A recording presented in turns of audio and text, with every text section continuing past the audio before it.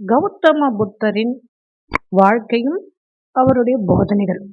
பிறப்பு வட இந்தியாவில் கோசல நாட்டின் வடபகுதி கபிலவஸ்து என்ற நகரத்தில் ஏறக்குறைய 2500 ஆண்டுகளுக்கு முன்னர் புத்தர் பெருமான் அவதரித்தார். புத்தரின் முப்பாட்டனார் பெயர் ஐயசேனன். அவர் கபிலவஸ்துவை ஆண்டு வந்தார். அவரது மகன் சிம்ம விஷ்ணு. தந்தைக்கு பின் ஆட்சிக்கு வந்தவர். அவருக்கு சுத்தோதனர், சுல்லோதனர், தோதோதனர், அதியோதனர், மிதோதனர் என 5 மகன்களும் அமுதை, பிரமிதை என்ற 2 மகள்களும் பிறந்திருந்தனர். இவர்களது மூத்த மகனான சுத்தோதனர் தன் தந்தை காலமான பிறகு அந்த நாட்டுக்கு அரசனானார்.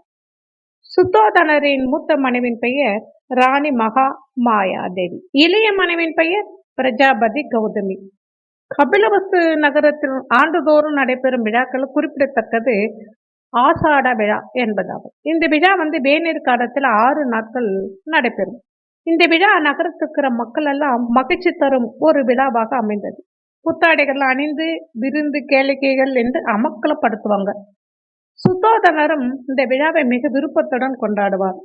அரசவையிலே அமைச்சர்கள் படைசூழ கோலாகலமாக கொண்டாடப்படும் விழாவாக அது இருந்தன.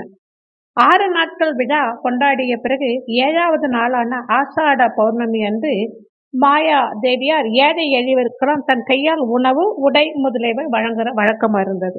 பின்னர் தாமும் அறுசுவை உணவு உண்டு அஷ்டாங்க சீலம் என்று நோன்பு நோற்பார். அந்த இரவு படுக்கறைக்கு சென்று நித்திரையில் ஆழ்ந்தார்.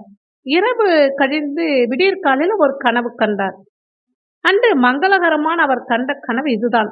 இந்திரனால் நியமிக்கப்பட்ட திக்கு பாலர்களான திருதராட்டிரன், விருநாசனன், வைசிரவணன் என 4 தேவர்கள் மாயா தேவியார் படுத்திருந்த படுக்கையை கட்டிலோடு தூக்கி கொண்டு போய் இமயமலைக்கு சென்று அங்கிருந்து மனோசிலை என பெரிய பாறையின் மேல ஒரு சால மரத்தின் கீழே வைத்து ஒரு புறமா அவங்களாம் ஒதுங்கி நின்றுட்டாங்க. அப்போது அந்த தேவர்களின் மனைவியாரான தேவிமார்கள் மாயா தேவியாரே அழைத்து கொண்டு போய் அருகில் இருந்த அனுவத்தப்தம் என்னும் ஏரியில நீராட்டினாங்க. நீராட்டிய பின்னர் உயர்தரமான ஆடை அணிகலன்கள் அணிவித்து நறுமணம் சார்ந்து பூசி மலர் மாலைகள்லாம் சூட்டினாங்க. பிறகு அருகிலே இருந்த வெள்ளிப்பாறையின் மீது அமைந்திருந்த பொன் மாலைக்குள் மாயா தேவியரை அழைத்து கொண்டு போய் அங்கிருந்த ஒரு கட்டிலில் மேற்கு புறமாக தலை வைத்து படுக்க வைத்தனர். மாயா தேவியார் அப்படி படுத்திருந்த போது அருகில் இருந்த மலைகளின் மேலே மிக்க அழகுள்ள வெள்ளை யானையின் இளங்கன்று ஒன்று உலாவி திரிந்து கொண்டிருந்தது. அந்த யானைக்கன்று பொன்னிறமான பாறைகள் மேல நடந்து மாளிகை இருந்த வெள்ளி பாறைக்கு வந்தது. பாறையின் வடக்கு புறமாக தன் தும்பிக்கையிலே ஒரு வெண் தாமரை பூவை ஏந்தி கொண்டு பிளிரி கொண்டே மாளிகைக்குள் நுழைந்து மாயா தேவியார் படித்திருந்த கட்டில் அருகில் வந்தது. கட்டிலை வலமாக 3 முறை சுற்றி தேவியாரின் வலது பக்கமாக அவர் வயிற்றுக்குள் நுழைந்து விட்டது. இவ்வாறு கனவு கண்ட மாயா தேவியார் தான் எழுந்ததும் நேராக சென்று தன் கணவரும் மன்னருமான சுத்தோதனரிடம் கனவை பற்றி சொன்னார். சுத்தோதனர் மறை நூல்கள் எல்லாம் கட்டறிந்த தேர்ந்த அந்தணர்கள் எல்லாம் 64 பேரை வரவழைச்சு அறுசுவை உணவுகளும் கொடுத்து உபசரித்து அரசியார் கண்ட கனவை அவர்களுக்கு கூறி அதன் கருத்து என்னவென்று கேட்டார். கனவை ஆராய்ந்த அந்தணர்கள் அந்த கருத்தை தெரிவித்தாங்க. அவர்கள் சொன்னதன் சாராம்சம் அரசியாருக்கு கர்ப்பம் வாய்த்திருப்பதாகவும் இக்கனவு தெரிவிக்கிறது. அரசியாருக்கு ஒரு ஆண் மகன் பிறப்பான். அந்த குழந்தை பெரியவனாக வளர்ந்து இல்லற வாழ்க்கையை மேற்கொள்ளுமானால் பெரிய சக்கரவர்த்தியாக விளங்கும். இல்லறத்தில் புகாமல் துறவரத்தை மேற்கொள்ளுமானால் பெருதற்குரிய புத்த ஞானம் பெற்று புத்தராக விளங்கும் என்று அவங்க கூறுகிறாங்க. அரசனும் அரசியாரும் பெரும் மகிழ்வு கொண்டனர். மாயா தேவியார் கர்ப்பம் அடைந்து 10 மாதங்கள் ஆகிவிட்டன. அப்போது அவருக்கு தமது பெற்றோரை காண வேண்டும் என்ற ஆவல் ஏற்படுது. தமது எண்ணத்தை அரசருக்கு தெரிவித்தார். அரசரும் மகிழ்வுடன் சம்மதித்தார். கபிலவஸ்து நகரத்திலிருந்து தேவியாரின் பெற்றோர் வசிக்கும் தேவதகா நகரம் வரையில சாலைகளை அலங்காரம் செய்தார். பிறகு தோழியர், ஏவல் மகளிர் மற்றும் அமைச்சர்கள் படைசூழ தேவியாரை ஒரு பல்லாக்கில் ஏற்றி அவரது தாயகத்திற்கு அனுப்பினார். இவ்வாறு தேவி தகா நகரத்திற்கு புறப்பட்டு சென்ற தேவியார் இடைவெளியிலே இருந்த லும்பிவனம் என்ற சோலை அடைந்தார். அன்று வைகாச பௌர்ணமி நாள். லும்பினி வனம் அழகான பூக்கள் இருந்த மனம் கமழ்ந்து திவ்யமாக விளங்கிற்று. குயில் போன்ற பறவை இனங்கள் கீதம் இசைத்து கொண்டிருந்தன. லும்பினி வனம் ராணியாரை மிகவும் கவர்ந்தது. அங்குள்ள இனிய காட்சிகள் பூக்களை கண்டு மனம் லயித்து போனார். அந்த தோட்டத்தின் ஓரிடத்திலே இருந்த சால மரத்தின் அருகில் வந்தார். அந்த மரம் முழுதும் பூக்கள் மலர்ந்து மனம் கமழ நின்றன. தேவியார் மரத்தினடி நின்று அதன் கிளை ஒன்றை பிடிக்க கையை தூக்கினார். அந்த பூக்களை அவரது கைக்கு தாழ்ந்து வந்தது. அப்போது மாயாதேவியருக்கு பிரசவலி உண்டாயிற்று. இதனை அறிந்த அமைச்சரும் பரிவாரங்களும் அரசியாரை சூழ்ந்து திரைகள் அமைத்துக் கொண்டு விலகி நின்று காவல் புரிந்தார்கள். தேவியார் சால மரத்தின் பூங்கிளைகளை பிடித்தவாறே கிழக்கு நோக்கி இருந்தார். அப்போது அழகான ஆண் குழந்தை பிறந்தது. தாயும் செய்யும் நலமாக இருந்தனர். இவ்விதமாக கிமு 623 இந்த குழந்தை பிறந்தது. குழந்தை அமைச்சர்களிடம் பாதுகாப்பாக கொடுக்கப்பட்டது. அப்போது அந்த குழந்தை தரையில் இறங்கியது. அவர் அடி வைத்த இடத்தில் தாமரை மலர்கள் தோன்றி அவர் பாதத்தை தாங்கின. அந்த குழந்தை அப்பூக்களின் மேலே 7 அடி நடந்தது. நான் உலகத்திலேயே பெரியவன், உயர்ந்தவன், முதன்மையானவன். இதுவே என்னுடைய கடைசி பிறப்பு. இனி எனக்கு பிறவி இல்லை என்று அந்த தெய்வீக குழந்தை கூறிற்று. மாயாதேவியருக்கு குழந்தை பிறந்த செய்தி மன்னருக்கு தெரிவிக்கப்பட்டது.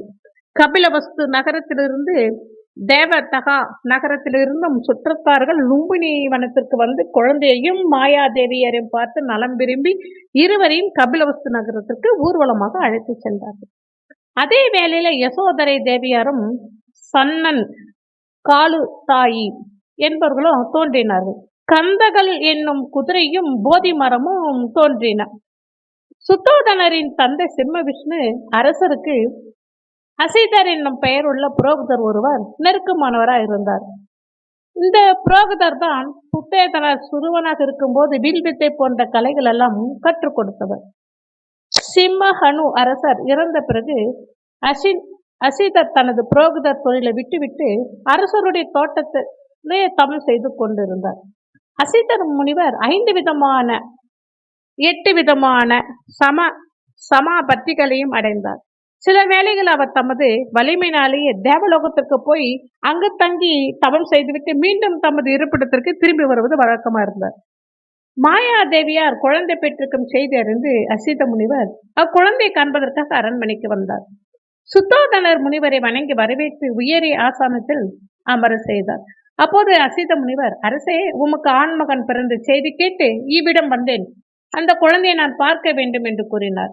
இதை கேட்ட அரசர் தாமே தமது கைகளில் குழந்தையை ஏந்தி கொண்டு வந்து முனிவருக்கு காட்டி, மகனே, முனிவரை வணங்கி நற்பேர் பெருக என்று சொன்னார். அப்போது குழந்தையினுடைய பாதங்கள் முனிவரின் தலையில் பட்டன. உடனே அசிதர் ஆசனத்தை விட்டு எழுந்து நின்று குழந்தை கை கூப்பி வணங்கினார். முனிவர் குழந்தையை வணங்குவது கண்ட அரசன் பெரிதும் வியப்படைந்து தாங்க முடியாத அன்போடு குழந்தையின் கால்களில் தானும் தன் தலையை வைத்து வணங்கினார். அசித முனிவர் குழந்தையின் திருமேனியில் காணப்பட்ட 80 விதமான மகா புருஷ லட்சணங்களை கண்டது தமது ஞான கண்ணினால் சிந்தித்து பார்த்து இந்த குழந்தை புத்தராக போவதை அறிந்து ஆனந்தம் கொண்டு மகிழ்ந்தார். பின்னர் இந்த குழந்தை புத்த பதவி அடையும் போது தாம் உயிர் வாழ்ந்திருந்து பார்க்க முடியாது என்பதை உணர்ந்து வருத்தத்தோடு அழுதார். முனிவர் முதலில் மகிழ்ந்ததையும் பிறகு அழுததையும் கண்டு அமைச்சர்கள் காரணம் கேட்டார்கள். முனிவர் இவ்வாறு விளக்கம் கூறினார். போதி தத்துவராகிய இந்த குழந்தைக்கு யாதொரு தீங்கு வராது. இவர் புத்த பதவியை அடைய போகிறார் என்பதை அறிந்து மிகவும் மகிழ்ச்சி அடைந்தேன். இவர் புத்தராவதற்கு முன்பே நான் இறந்து விடுவேன். ஆகையினால் அப்போது இவரை காண முடியாதே என்பதற்காக வருத்தம் அடைந்தேன் என்று கூறினார். பின்னர் அசித முனிவர் அரண்மனை விட்டு புறப்பட்டு சென்று தன் தங்கையின் வீட்டுக்கு போய் தங்கையின் மகனான நாலக குமரனை அழைத்து சுத்தோதனர் அரசருடைய குழந்தையை தனது 35வது வயதில் புத்த பதவி அடைய போகிறார் என்பதையும் அச்சமயத்தில் தான் உயிரோடு இருக்க மாட்டேன் என்று கூறி, குழந்தாய், நீ இப்போது இல்லறத்தை விட்டு துறவு பூண்டிருப்பாயாக. அவர் புத்தனான பெற்ற பிறகு அவரிடம் சென்று உபதேசம் பெற்று அதன்படி நடப்பாயாக என்று அருளினார். தாய் மாமனாகிய அசித முனிவர் கூறியதை கேட்ட நாலககுமாரன் அவர் கூறியதை ஏற்றுக்கொண்டு அப்போதே துறவு கொண்டார். தலைமுடியையும் தாடியையும் அழித்து புத்தர் இருந்த திசை நோக்கி வணங்கி, உலகத்திலே யார் மேலான உத்தமராக இருக்கிறாரோ அவருக்காக நான் காவி ஆடை தரிக்கிறேன் என்று கூறி காவி ஆடை அணிந்து கொண்டார். பிறகு நாலகர் இமயமலை சாரலுக்கு சென்று தவம் புரிய ஆரம்பித்தார். பிறந்த 5ஆம் நாள் குழந்தை பெயர் சூட்டு விழா நடந்தது. கல்வியில் நன்கு தேர்ச்சி பெற்ற 108 நிமித்தர்களை அரசர் அழைத்து அவருக்கு அருண்சுவை உணவுகளை விருந்தளித்தார். பிறகு என்னுடைய மகனுடைய அம்சங்களை அறிந்த அவனுக்கு ஏற்ற பெயரை சூட்டுங்கள், அவன் வாழ்க்கையில் நடக்கப் போகும் விஷயங்களையும் தெரிவிங்கள் என்று கேட்டார்.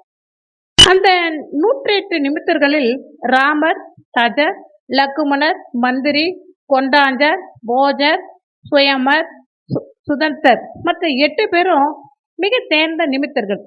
இவர்களிலே கொண்டாஞ்சர் வயதில் இளையவராக இருந்தாலும் கணித நூலிலே மற்றவர்களிடம் மிக தேர்ந்தவராக இருந்தார். அரசர் கேட்டுக் கொண்டபடி நிமித்தர்கள் குழந்தையின் திருமேனில் காணப்பட்ட அங்க அடையாளங்கள்லாம் கூர்ந்து நோக்கினாங்க. இவர்களை 7 பேர் தமது 2 கைவிரல் காட்டி இந்த குமாரன் இல்லறத்தில் இருந்தால் சக்கரவர்த்தி ஆவார், துறவு பூண்டா புத்தர் ஆவார் என 2 வித கருத்துக்களை கூறினார்கள். ஆனால் அவர்களில் வயதில் இளையவரான கொண்டாஞ்சர் குழந்தையின் நெற்றின் நடுவிலே பலமாக சுருண்டு வளர்ந்திருந்த ஊர்ஷன ரோமத்தை கண்டு ஒரு விரலை மட்டும் காட்டி இந்த குழந்தை கட்டாயம் இல்லறத்தை விட துறவரம் பூண்டு புத்தராவார் என்று உறுதியாக கூறினார். ஆகையால் இவருக்கு சித்தார்த்தர் என்ற பெயர் சூட்டுவது தகுதியாகும் என்று கூறினார். கொண்டாஞ்சர் முனிவர் கூறியதை கேட்ட சுத்தேதனர் வாழ்க்கையில் வெறுப்பை உண்டாக்கும் காரணங்களை கண்ட மக்கள் துறவு கொள்வது வழக்கம். வாழ்க்கையின் வெறுப்பு கொண்டு துறவு பூண்டவர் வீடு பேர் அடைவதற்குரிய காரியங்களை செய்கிறார்கள். என்னுடைய குமாரன் எந்தெந்த காரியங்களால் வாழ்க்கையில் வெறுப்படைவான் என்பதை கண்டு கூற வேண்டும் என்று கேட்டார்.